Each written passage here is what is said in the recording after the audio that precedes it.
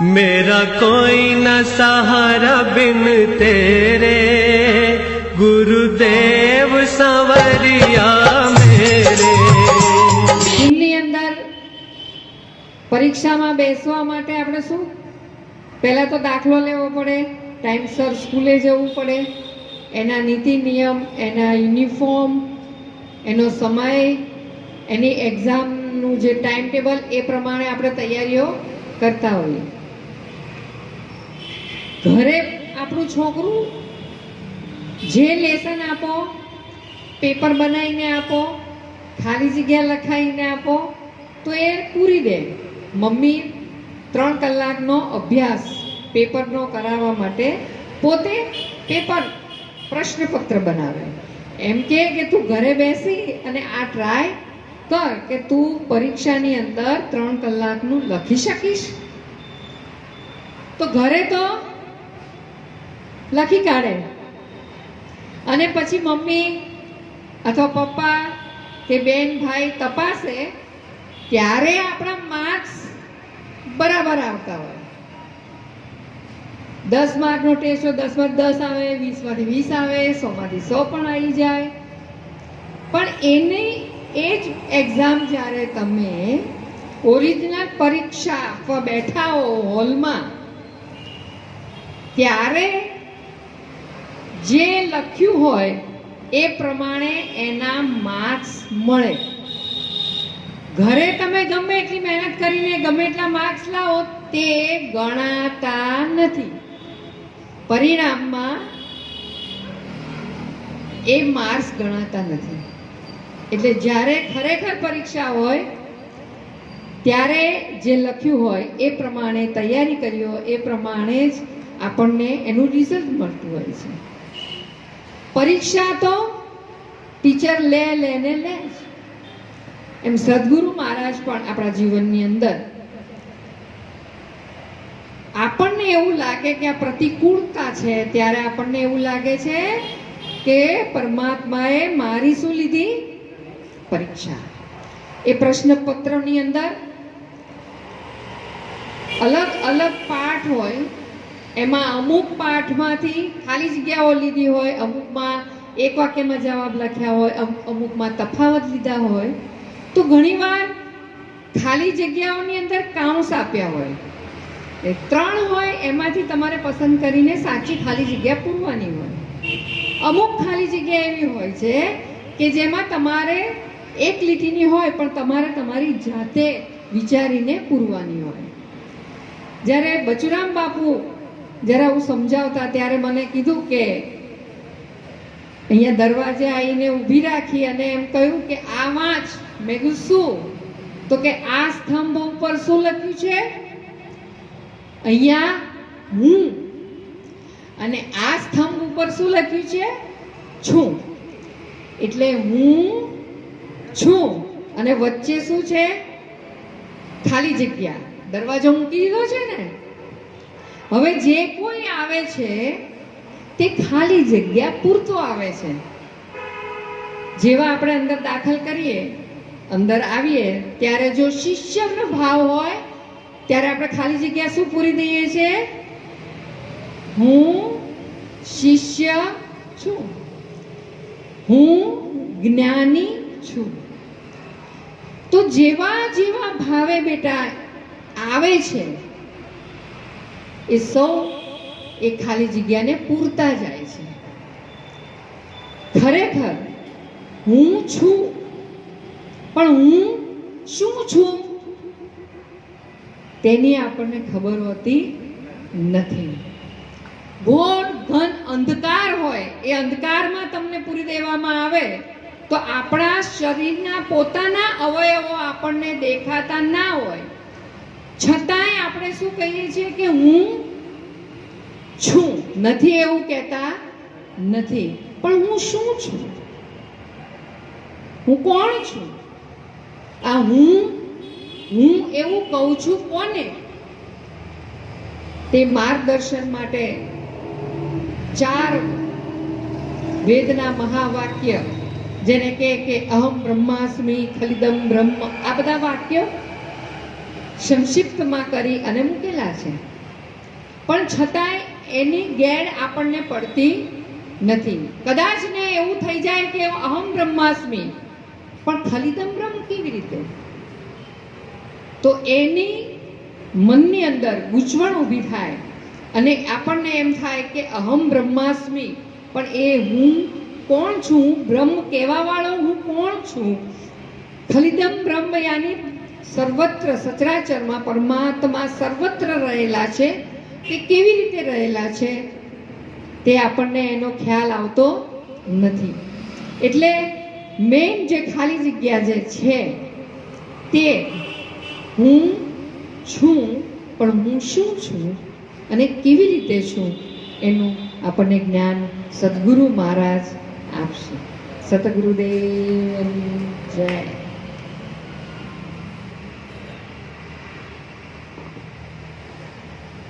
ખૂબ સુંદર.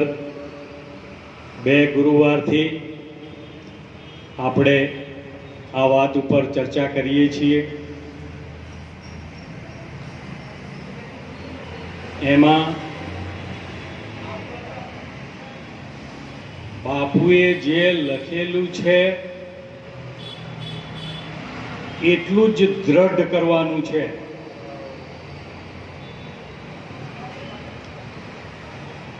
ખાલી જગ્યા પૂરીશું ત્યાં આપણે ગૂંચવાડામાં પડી જઈએ એમ છીએ. અરે એટલે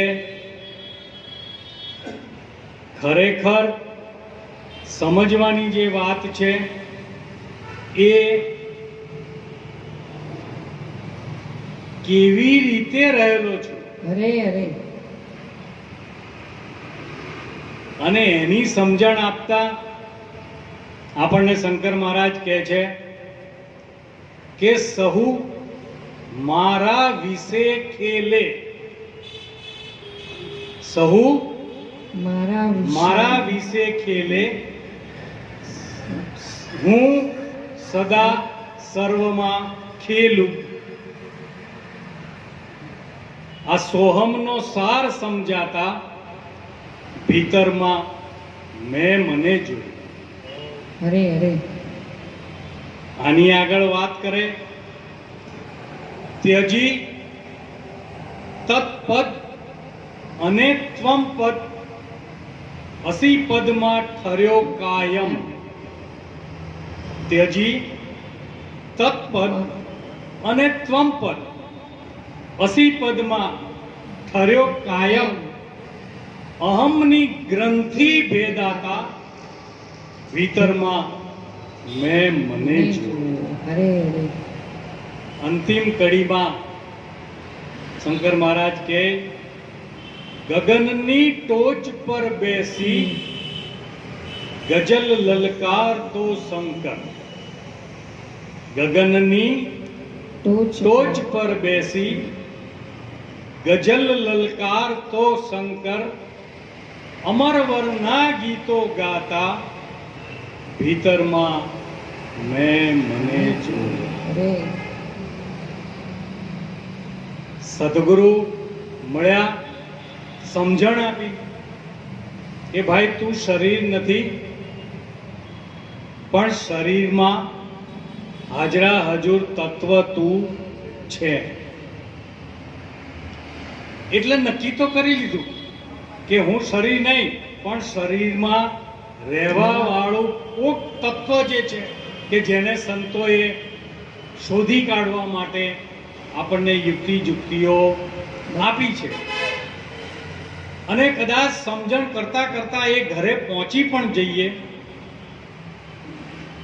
તો હું બ્રહ્મ છું એવી કદાચ ખબર પડી જાય, પણ એનો એ જ બ્રહ્મ સકળ બ્રહ્માંડમાં ખલિદમ વ્યાપક તત્વ તરીકે એનો એ જ પડેલો છે. એની ખ્યાલ ન આવે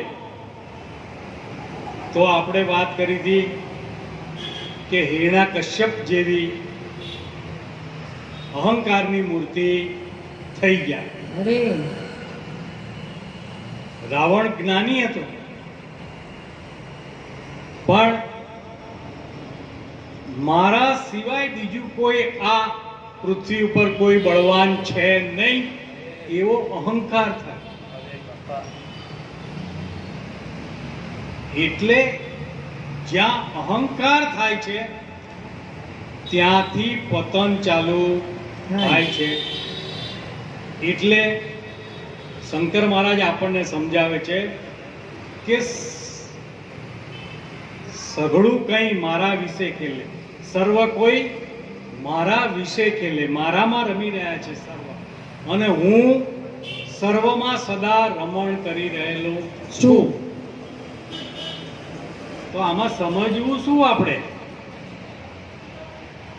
શું સમજીએ કે આવું કેવી રીતે બને?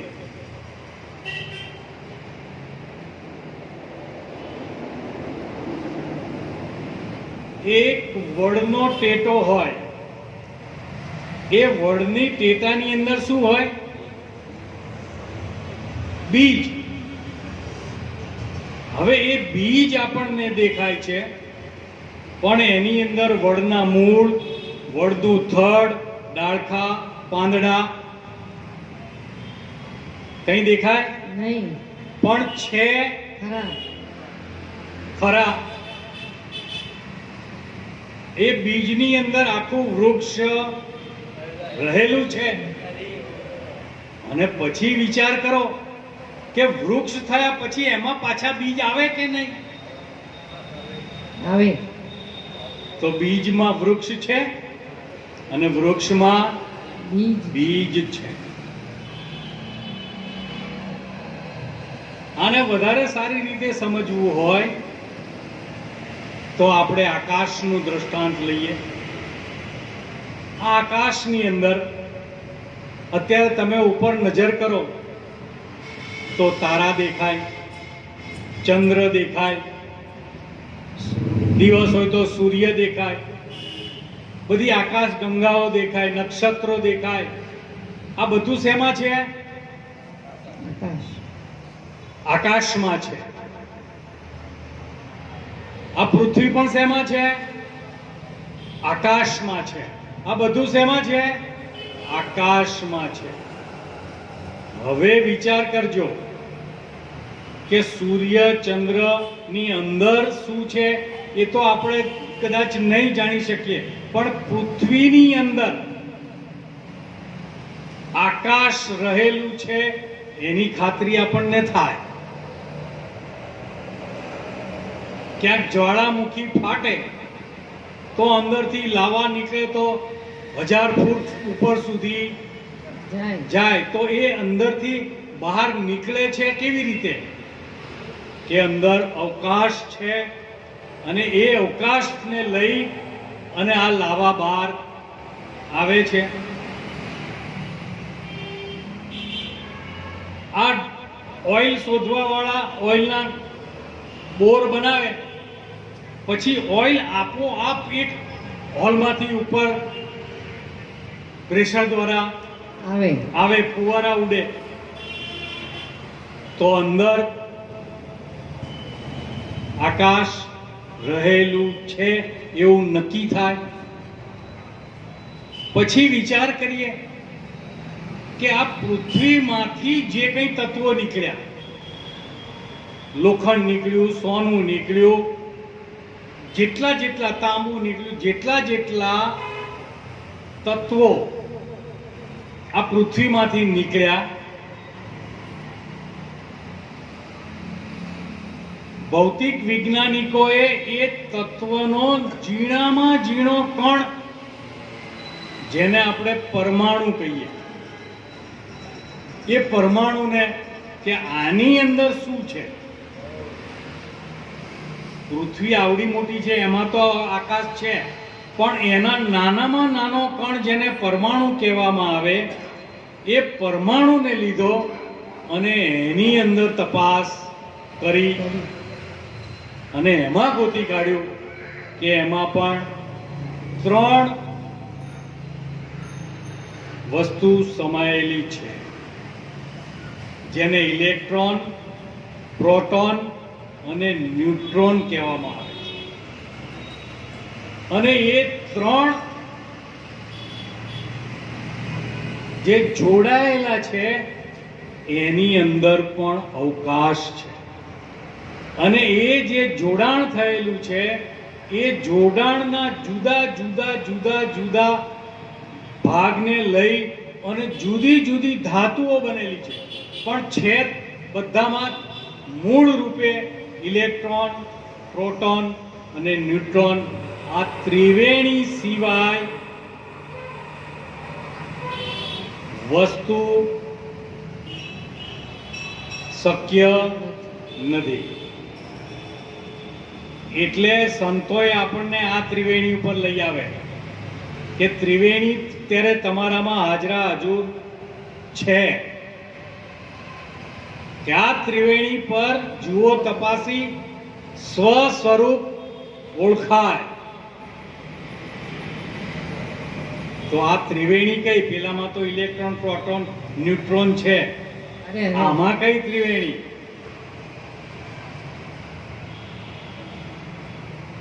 આ ત્રિવેણી માટે આપણને સંતોએ કીધું કે આપણો શ્વાસ, ઉશ્વાસ અને શબ્દ. શ્વાસ, ઉશ્વાસ અને શબ્દ, આ ત્રિવેણી પર જે જાય એને આ પોતાના નિજ સ્વરૂપનું, એટલે કે મને, હું મળ્યો. અને આનાથી પણ વિશેષ આપણો પોતાનો અનુભવ જો કહીએ કે સર્વ કંઈ મારા વિશે ખેલે, હું સર્વમાં સદા ખેલું. આપણે બધા બેઠા છીએ, એમાંથી વિચાર કરજો કે કોઈ એકાદ વ્યક્તિ એવું છે જેને કદી સ્વપ્ન નહીં આવ્યું હોય? સ્વપ્ન ન આવ્યું હોય એવું કોઈ ખરું અત્યાર સુધીમાં? કે મને આટલી જિંદગીમાં મને કોઈ દાડો સ્વપ્ન આવ્યું, એવું કોઈ ખરું? સારું. હવે સ્વપ્ન આવે છે એમાં તમને આ જે અત્યારે જે કંઈ દેખાય છે એનું એવું બધું દેખાય કે ના દેખાય? આશ્રમનું સ્વપ્ન આવે તો આશ્રમમાં હોય દેખાય ને? દેખાય, બાપુય દેખાય, ગામડા મોટાય દેખાય, ઝાડેય દેખાય, દરવાજોય દેખાય. આ બધું શેમાં આવ્યું? સ્વપ્નમાં. હવે સ્વપ્નમાં આવ્યું એટલે સ્વપ્નમાં તો આવ્યું, આપણને જોયું, બધું જ જોયું, વાતચીત કરી. આનંદ કરવાનો હોય તો આનંદ થાય.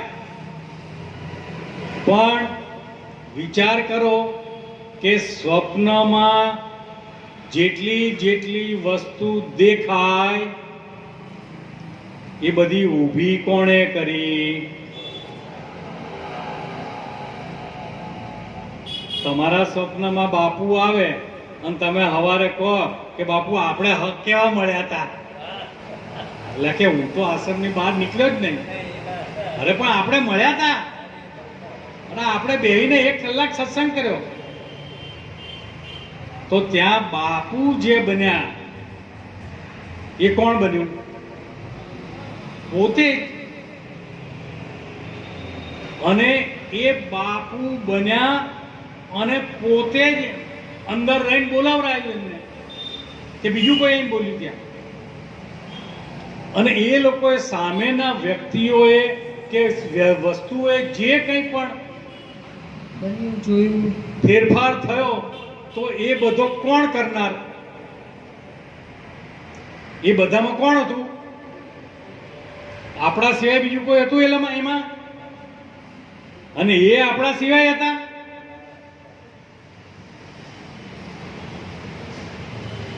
તો આ તો આપણો પોતાનો અનુભવ છે કે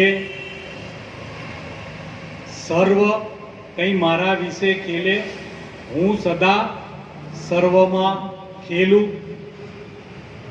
સોહમનો સાર સમજાતા ભીતરમાં મેં મને જોયું.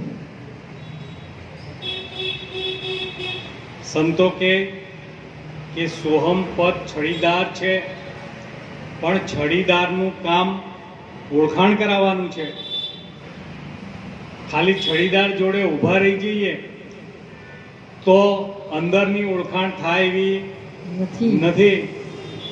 એટલે સંતો કે सोहम सोहम बोले रे मैना, अष्ट पहर है वेद का कहना. आठे पहर सोहम सोहम बोले ज राखे, पण कभी थर्ड पे आकर विश्राम तो लेना કે હું શું બોલું છું એની પોતાને ખબર તો હોવી જોઈએ.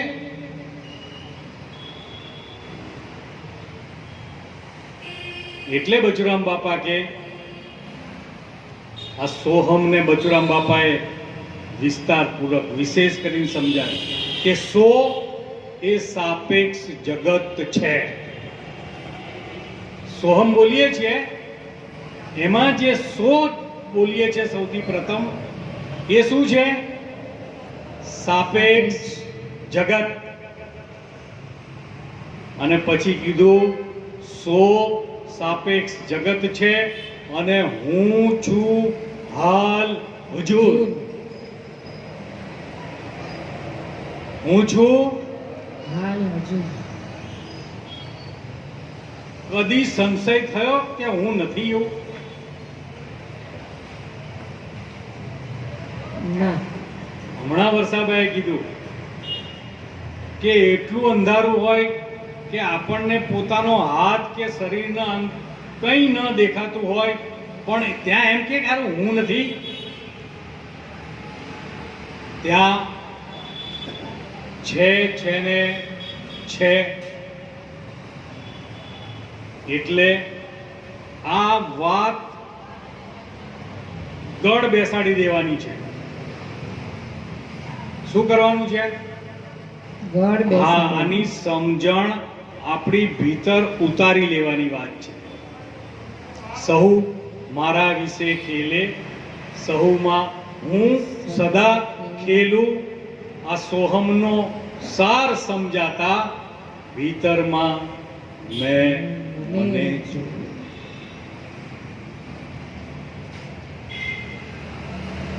અને હમણાં વર્ષાભાઈએ કીધું કે ચાર વેદના ચાર મહાવાક્યો, કે તમે વેદ ના પઢી શકો કંઈ વાંધો નહીં, વેદાંત ના વાંચી શકો કંઈ વાંધો નહીં.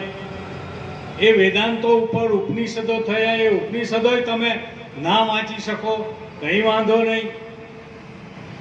તો એ ચાર વેદના ચાર મહાવાક્યો કહી દીધા, પણ એ મહાવાક્યો કદાચ આપણને મોઢે થઈ ગયા.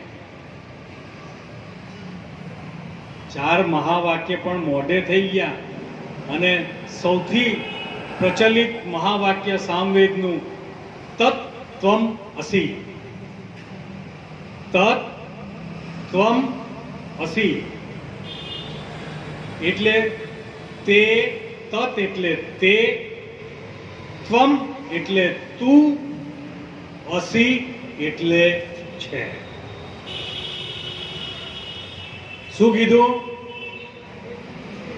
તે તું છે. હવે જો નરસિંહ મહેતાએ કીધું અખિલ બ્રહ્માંડમાં એક તું શ્રી હરિ જુજવે રૂપે અનંત ભાસે. દેહમાં દેવતું, તેજમાં તત્વતું, વૃક્ષમાં બીજતું, બીજમાં વૃક્ષ થઈ હાલી રહ્યો આકાશ.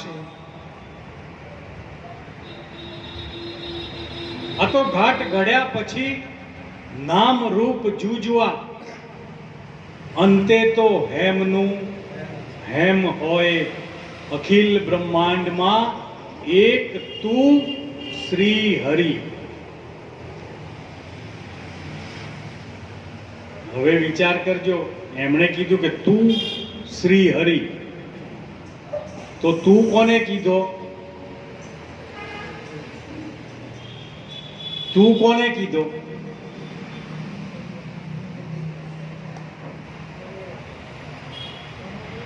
જે દ્રષ્ટિમાં આવે એ તું, જે સાંભળવામાં આવે એ તું, જે મનના વિચારોમાં આવે એ બી તું.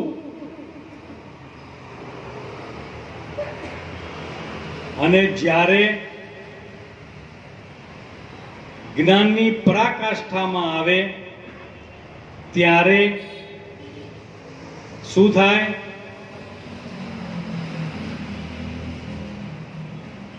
કે તે અને તું બંનેની બાદબાકી થઈ જાય.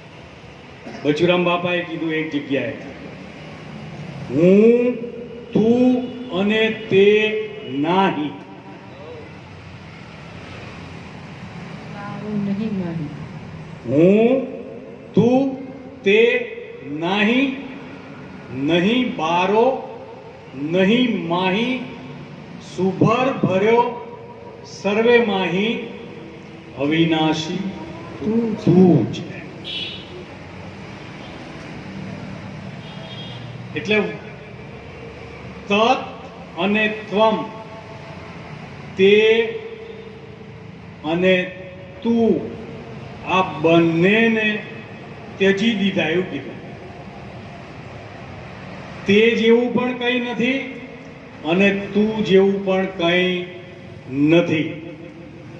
ત્યજી તત્પદ અને ત્વમ પદ. અસી પદમાં ઠર્યો કાયમ. અરે અસી પદ એટલે હોવાપણું, અસ્તિત્વપણું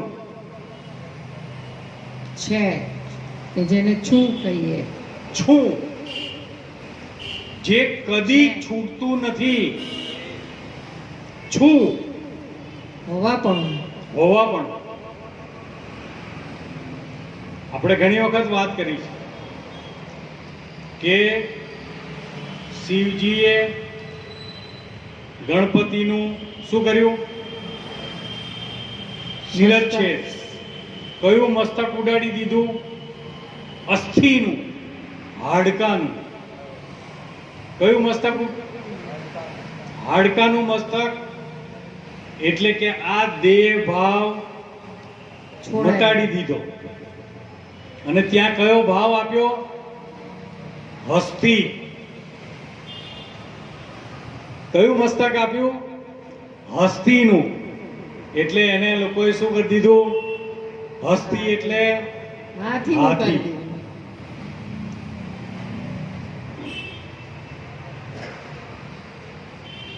અને એના મૂર્તિઓ બનવા માંડીને ફોટાએ બનવા માંડ્યા, પણ કોઈએ કદી વિચાર કર્યો નહીં કે ગમે તેવો હાથીનું બચ્ચું નાનામાં નાનું હોય તો આપણી આ ડોક ઉપર એ બેહે ફીટ થાય? એ બાળકના કદી ડોકા. ફીટ થાય નહીં. પણ ન સમજ્યા એટલે એને રૂપક કરી નાખ્યું, પ્રતીક બનાવ્યું. પ્રતીક બનાવી દીધા. અને એ પ્રતીકને બધા વળગી ગયા. હકીકતમાં જે વસ્તુ હતી એ બાજુ ઉપર રહી ગઈ. ત્યજી તત્પદ અને ત્વમપદ, અસી પદમાં ઠર્યો કાયમ, અહમની ગ્રંથિ છેદાતા.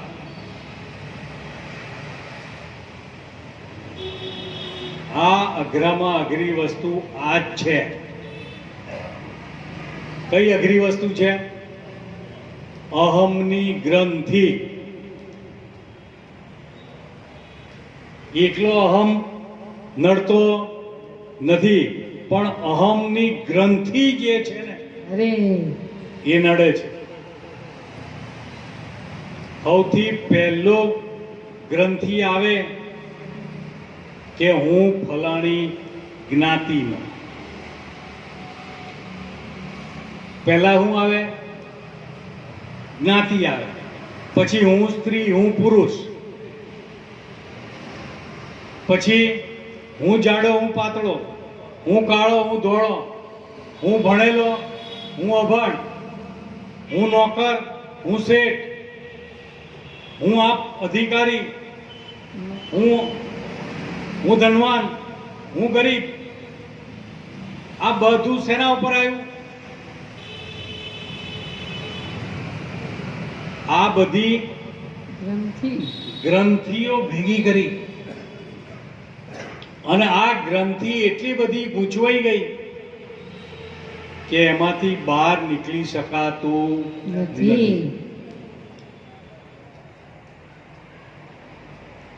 એટલે સંતો એક જ વસ્તુ કે આપાપણું જ્યાં સુધી નહીં મટે, આપાપણું કો, હુંપણું કો, જીવપણું કો, જ્યાં સુધી આ ગ્રંથિ નહીં છૂટે ત્યાં સુધી સાચે સાચી ઓળખાણ કે અનુભવ લક્ષમાં આવે એવો નથી.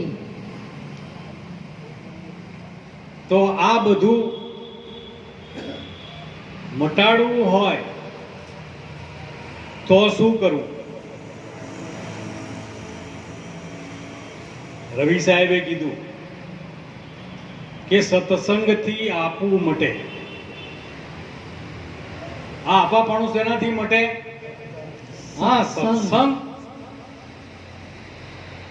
કેમ કરવો એની યુક્તિ ગુરુ મહારાજ જ્યારે સમજાવતા હોય ત્યારે સમજી લઈએ અને એ પ્રમાણેની યુક્તિ, એ પ્રમાણેનો સત્સંગ આપણી અંદર જ્યારે ચાલુ કરી દઈએ ત્યારે રવિરામ સાહેબ કે સત્સંગથી આપા મીટે, મીટે ભારણ ભારી.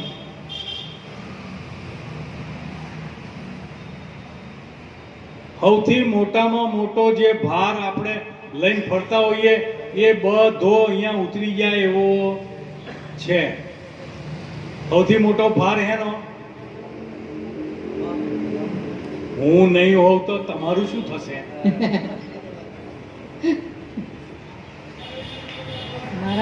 હા, હું નહીં હોઉં તો આનું શું થશે? વડાપ્રધાન હોય એમ કે હું નહીં હોઉં તો આ દેશનું શું થશે?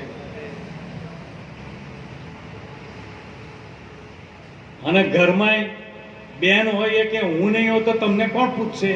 અને ભાઈ હોય એ બેનને કે હું નહીં હોઉં તો તારું શું થશે?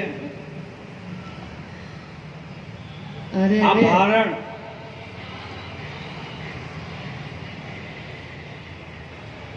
અને સૌથી મોટું ભાર આપણા ઉપર છે જમનો.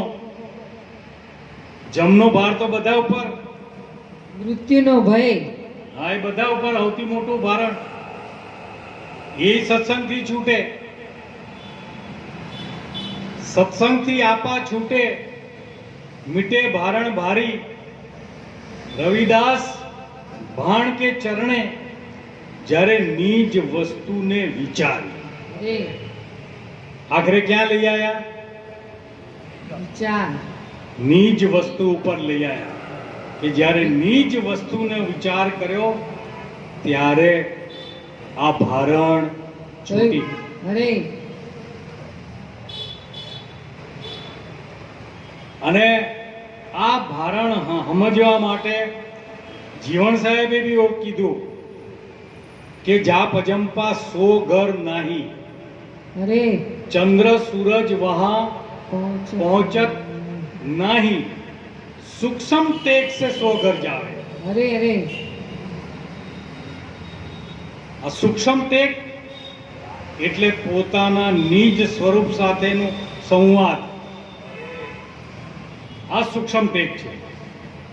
અત્યારે જે કરી રહ્યા છીએ એ કેમ કરવો એના માટેની ચર્ચા થાય.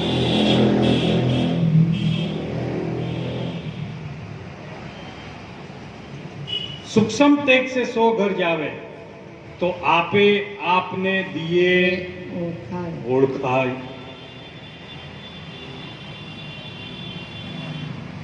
બચુરામ બાપા એક જગ્યાએ કીધું કે સદગુરુની કોઈ શાન સમજી લો, બ્રહ્મ જેમ છે તેમ દર્શાયા. સદગુરુએ બ્રહ્મને જેમ છે તેમ દર્શાવી દીધો છે. સદગુરુની કોઈ શાન સમજી લો, બ્રહ્મ જેમ ક્યાં ત્યું દર્શાયા, જૈસી લહેરી સમંદર કેરી સાગર લહેર સમાયા. સાગરમાં લહેરો ઉઠે એ તો આખી દુનિયા જુએ છે, પણ લહેરે સાગરથી જુદો નથી. એ તો સદગુરુનું બાળક જ જાણે કે લહેરી લોટ અપરંપારી ઉપજે ખપે વારંવારી. નીર દ્રષ્ટિ થઈ છે મારી તો અવિનાશી તું છે. સદગુરુની કોઈ શાન સમજી લો, બ્રહ્મ જ્યું કા ત્યું દર્શાયા, જૈસી લહેરી સમંદર કેરી સાગર લહેર સમાયા. એમાં બચુરામ બાપાએ કીધું કે સત સમજ્યા ખરું આપ અલ્પાતા. જ્યારે આપાપણું મટી ગયું ત્યારે સત્ય વસ્તુની ખબર પડી. સત સમજ્યા ખરું આપ અલ્પાતા, સોહમ સોહમ રટલાયા.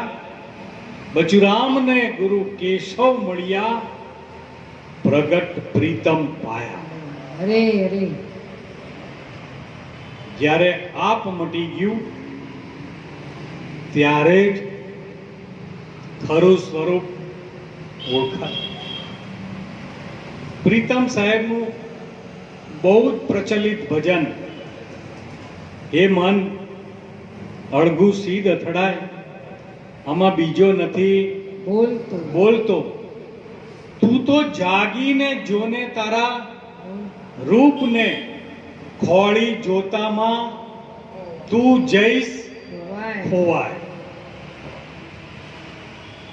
તારા ઓથે હરીને નથી ભાળતો, કુંડળ ઓથે જેમ કનક ઢંકાય, આમાં બીજો નથી બોલતો. અરે, અને એમાં પ્રીતમ સાહેબે કીધું કે હુંને ઠેકાણે હરીને ઠેરાવી દે. વાહ, શું કીધું? હુંને ઠેકાણે હરીને ઠેરાવી દે.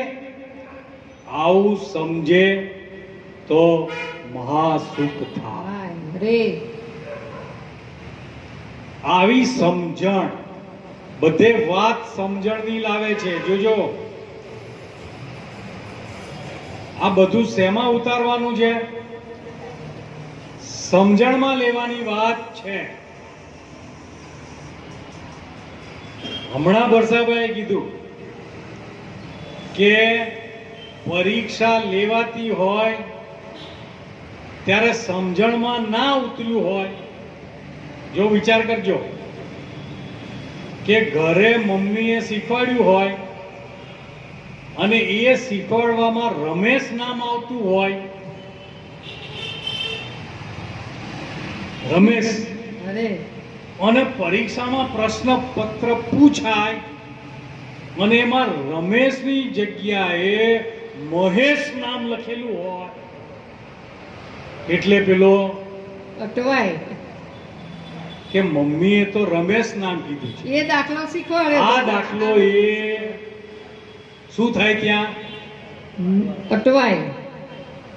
કારણ કે સમજ્યો નથી. સમજી ગયો હોય તો કદાચ નામ નાય લખ્યું હોય તોય દાખલો ગણાઈ જાય. દાખલો ગણાઈ જાય. એટલે સત્સંગની અંદર જ્યારે ચર્ચા થતી હોય ત્યારે અનેકવિધ દ્રષ્ટાંત લેવાતા હોય. આપણે દ્રષ્ટાંતને યાદ રાખી લઈએ પણ વાહ. એનો સિદ્ધાંત છૂટી જાય, અરે અરે દ્રષ્ટાંત યાદ રહી જાય. રહી જાય. પછી એમ આપણે કહીએ કે આ ટેપ કરેલું છે ને, લા ફરી વાંચું, ફરી સાંભળું, ફરી સાંભળું. આ બાપુએ કીધું હતું પેલું સૌથી નાનામાં નાનું પરમાણુ એની વચ્ચે, એમાંય ત્રણ કીધા હતા પણ એ નામ યાદ નથી રહેતા. પણ એ નામ યાદ રાખવાની જરૂર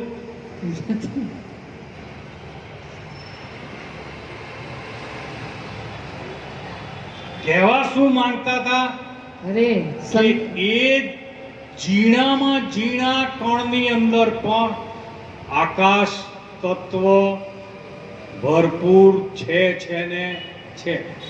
આ સમજણ, આ વાત છે. સંદર્ભ આ લેવાનો છે. ચાર દ્રષ્ટાંત આપ્યા, ચારેય દ્રષ્ટાંતમાં જુદું જુદું આવ્યું. એટલે આપણે બધું આમાં આમ કીધું, આમાં આમ કીધું, આમાં આમ કીધું. એટલે શું થાય? પણ જ્યારે એના ગુઢાર્થની અંદર જ્યારે આપણે સમજણમાં જ્યારે આ વસ્તુ આપણે બેસી જાય, ત્યારે જે મૂળ તત્વ સુધી આપણે પહોંચવું છે ત્યાં જવાય એવું છે ને છે જ. આમ તો જવાય એવું, કહેવાય એવું નથી. નથી, કારણ કે છે જ. જવાય એવું ના કહેવાય, પણ આપણને ખબર નથી એટલે આપણે કહીએ છીએ કે ત્યાં જવું છે. બાકી તો છીએ એમાં એમાં જ. પણ નથી સમજણ પડતી, એટલે સંતો આપણને વિવિધ પ્રકારે આપણને વારંવાર એકની એક વાત, એકનો એક એકડો અનેક રીતે સમજાવીને ઘૂંટાવવા માટેનો પ્રયત્ન કરે. અમે એક સત્સંગમાં ગયા હતા તો ત્યાં આગળ એક આચાર્યએ એવું કીધું કે હું પરમાત્મામાં માનતો નથી, હું પરમાત્મા, આત્મા, ઈશ્વર આવું કંઈ હું માનતો નથી. એટલે બધા ઊંચા નીચા થઈ ગયા કે આ કેવી વાત કરે છે, કે આનો વિરોધ કરો. મેં કીધું ભાઈ, વિરોધ શા માટે કરો છો? તમને હમણાં એમ કહેશે કે લો સાબિત કરી આપો, તો તમે શું કરશો? અનુભવમાં આવશે, તમે સાબિત કરવા જશો થશે? તમે પોતે અનુભવ કરશો. મેં કીધું આપણા સંતોએ આ બધી વાતો સમજાય છે કે એ ભાઈના અનુભવમાં આ નથી આવ્યું, એટલે એને દ્રઢ માને છે.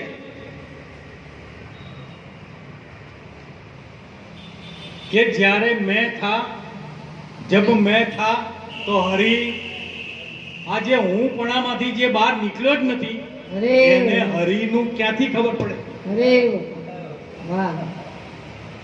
જે હું પદમાંથી જ બહાર નથી નીકળ્યો એને હરિની શી ખબર? जब मैं था तब हरि, નહીં. जब हरि है तो मैं नहीं. પણ ત્યાં ગયા હોય એના માટેની વાત છે ને, ગયા જ નથી એને, છે જ નહીં, નથી ગયા એના માટે નથી.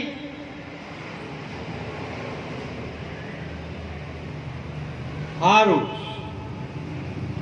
આપણે ભારત વર્ષમાં તમે જાઓ ને તો ક્યાંક લંબગોળ પથ્થરો પડેલો હોય ને, અને જો ભૂલે ચૂકે કોઈએ જો તીલું કરી દીધું હોય એટલે લોકો શાલિગ્રામ કરીને એને પૂજવા, હે પૂજે કે ના પૂજે? પૂજે. એના માટે એ શું થઈ ગયો? ભગવાન. સારું, બહેનોએ વર્ષમાં એક દાડો પેલા દોરડો ને બધું લઈને જાય, પેલા શું કરવા? વડની પૂજા કરે. વડને દોરે ધાગેથી શું કરે? લપેટે. હા, પ્રદક્ષિણા કરે અને એને બાંધે આમ પેલા ફેરે. લગ્નમાં ગોર મહારાજે કીધું હતું કે વરને પ્રેમના તાતણે બાંધી રાખજે. શું કીધું એ મહારાજે? કે વરને પ્રેમના તાતણાથી બાંધજે. એટલે પેલું વર ભૂલાઈ ગયું અને વડ યાદ રહી ગયું. શું થયું? આ સમજ્યા નહીં. જો સાચી વાત સમજ્યા એટલે ક્યાં ગયા? વડ. વડે ગયા ને વડને જ દોરડા વીટ્યા. તાંતણો ત્યાં લગાવો. અહીંયા કીધું તું ભાઈ પ્રેમના તાતણે. આ પ્રેમને વશ થાય એવા છે બધા, હે? તો ત્યાં વડને, તો એ વડને ભગવાન માન્યો. ભગવાન માનીને જ વીટે છે કે એમને વીટે છે? હા, ભગવાન માની. કાઠિયાવાડમાં, સૌરાષ્ટ્રમાં સતાધાર ધામ છે. સતાધાર ધામમાં આજથી 15 કે 20 વર્ષ પહેલા એક પાડો હતો. પાડો. એની વાર્તા જે હશે તે, પણ એ પાડાને બધા પૂજવા માંડ્યા અને એની માનતાઓ રાખવા માંડ્યા. એને પણ શું તરીકે પૂજવા માંડ્યા? પરમાત્મા. એને ભગવાન તરીકે એની મહિમા કરવા માંડ્યા. એટલે આ બધા કેવા છે? માનેલા ભગવાન, જાણેલા નહીં. માનવા માટે તો તમે જેને જે માનો એ છે, પણ ઓળખાણ વગર ઓળખાણ વગરનું નકામું છે. એટલે જેને ખરેખર હું પદમાંથી કદાચ બહાર નીકળ્યો જ ના હોય, એને પરમાત્મા પદની ખબર ના પણ હોય, એટલે આપણે એને કંઈ એમ ના કહેવાય કે તમે ખોટું બોલો છો. હા ભાઈ, એની જગ્યાએ એ સાચો છે.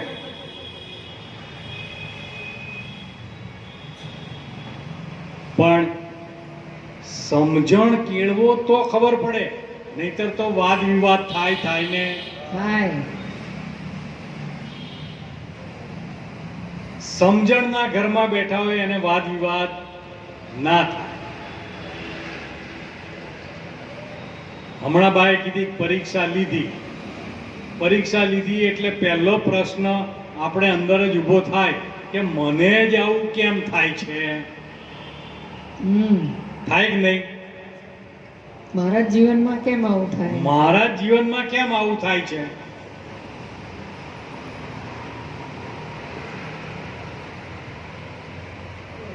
એટલે ભર ઉનાળો હોય અને વરસાદ આવે છે કે નથી આવતો, હે? તો આપણે એમ કે આ કેમ આમ થયું? આ ભર ઉનાળો વરસાદ આવે. હમણાં વરસાદ પડ્યો દાહોદમાં 15 દિવસ પહેલા. કે આવતો હશે વરસાદ? પ્રકૃતિમાં પરિવર્તન ક્યારે શું થાય? પરિવર્તનશીલ છે અને એમાં પરિવર્તન થાય. રવિરામ સાહેબ જેવાએ પણ છાતી ઠોકીને કીધું કે તમે નૂરતે સુરતે નીરખો, આના ઘડનારાને પરખો, કોણે બનાવ્યો પવન ચરખો. બોલ બોલાવે સબ ઘટ બોલે, જ્યાં જોવું ત્યાં સરખો. આ દેવળ કરે હોકારા, એને પારખ થઈને પરખો. અને ત્યાં એને કીધું કે આ ચરખાની આશ ના કરજો, ચરખો નહીં રે સરખો. પછી પ્રશ્ન ક્યાંથી આવે? પછી આપણે પ્રશ્ન કરીએ કે મને જ એવું કેમ થાય છે, પણ તે મને કીધું કોને? એવો પ્રશ્ન જો પોતે વિચારે પહેલા કે મને જ આવું કેમ થાય છે, તો આ મને તે કોને સંદર્ભમાં કીધું? મને એટલે કોણ? શું? કોને થયું? સાચું કહેજો. પ્રકૃતિ કોને અસર કરે? પ્રકૃતિ પ્રકૃતિને જ અસર કરે. પ્રકૃતિ પાર અસર કરી શકે ખરી? એની કોઈ તાકાત નથી. તો પહેલો પ્રશ્ન આપણે જ્યારે એમ મનમાં થાય ને કે મને જ એવું કેમ થાય છે, તો વિચાર કરવાનો કે હું આમાં મને કોને કહું છું. જો ખાલી આટલો વિચાર આવી જાય તો તરત જ આખું પલટો થાય કે ના થાય? જો શરીરમાં કંઈક થયું હોય અને આપણે એમ કહેતા હોય કે હવે મને જ કેમ આવું થાય છે, તો એ મને થયું નથી. કોને થયું છે? શરીર.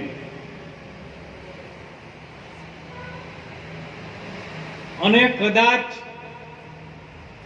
સમરણ કરવા બેઠા હોય અને મનમાં સમરણ સિવાયનું કંઈક વિચાર ઊભો થાય, ત્યારે એમ કે મને આવો વિચાર કેમ આવે છે?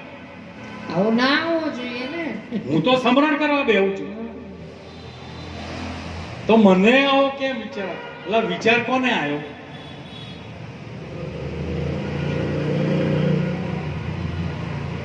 જો ત્યાં થોડોક વિચાર કરે કે વિચાર આવ્યો કોને? મનને. અને મનનું કાર્ય છે. વિચાર કરવો એ મનનું કાર્ય છે. પણ હું સમરણ કરવા બેસતો તો ને આવો વિચાર આવ્યો, એવી ખબર તો પડી. ખબર પડી તો ત્યાં તરત જાગૃત થઈ જવાય.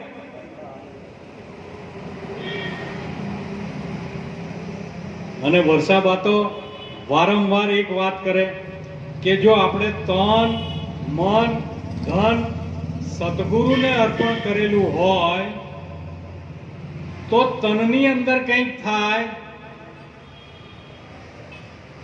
તો આ સદગુરુને કંઈક થયેલું છે.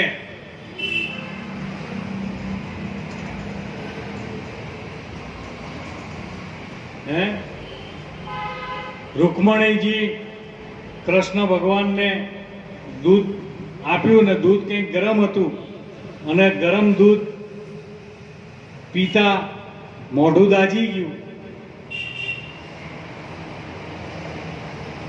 અને એની વેદના કોને થઈ? રાધાને. જો વિચાર કરજો, રાધાના શરીર ઉપર આ દાજેલાના ડામ દેખાયા એટલે કૃષ્ણે કીધું કે આ પ્રેમમાં એકાગ્રતા થઈ છે, એ તમે આ જુઓ. તમે મારા પટરાણી ખરા, પણ પ્રેમનો તાર જ્યાં બંધાયેલો છે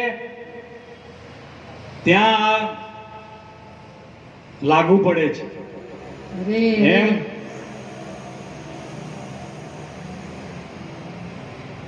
આ તાર જોડી દઈએ સદગુરુ સાથે કે તન ગુરુને આપી દીધેલું છે, એમાં કંઈ થાય તો સદગુરુના શરીરને આંચવવું એ મારી જવાબદારી છે. એને ગોળી લેવાની જરૂર પડે તો ગોળી લઈ લેવાની, વેક્સિન લેવાની જરૂર પડે તો વેક્સિન લઈ લેવાની, ઇન્જેક્શન લેવાની જરૂર પડે તો ઇન્જેક્શન લઈ લેવાની પડી, ઓપરેશન કરાવવું પડે તો. કારણ કે સદગુરુને આપેલું છે અને સદગુરુને આપેલું એને સાચવવાની જવાબદારી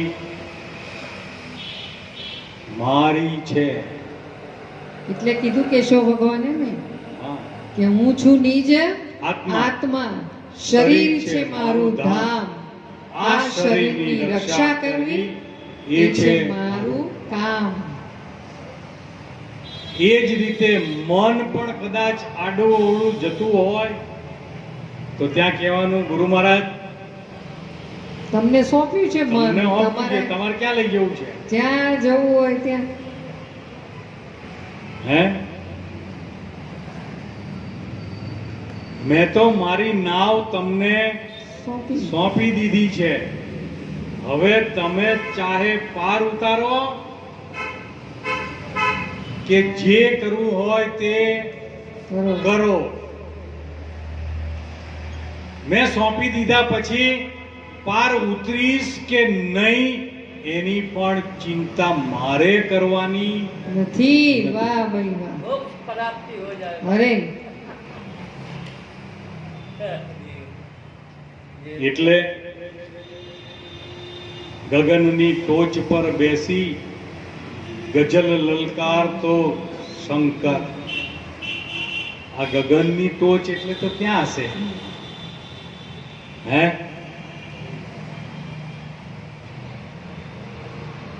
આ ગગન એટલે આપણા શ્વાસ અને ઉશ્વાસને ગગન કીધા છે. જ્યારે શ્વાસ અને ઉશ્વાસ ઉપર જ્યારે આપણું લક્ષ્ય સ્થિર થાય ત્યારે કીધું કે અમરવીરના ગીતો ગાતા, અમરવરના ગીતો ગાતા ભીતરમાં મેં મને જોયો, ભીતરમાં મેં મને જોયો. ઓહ. બોલો સદગુરુદેવની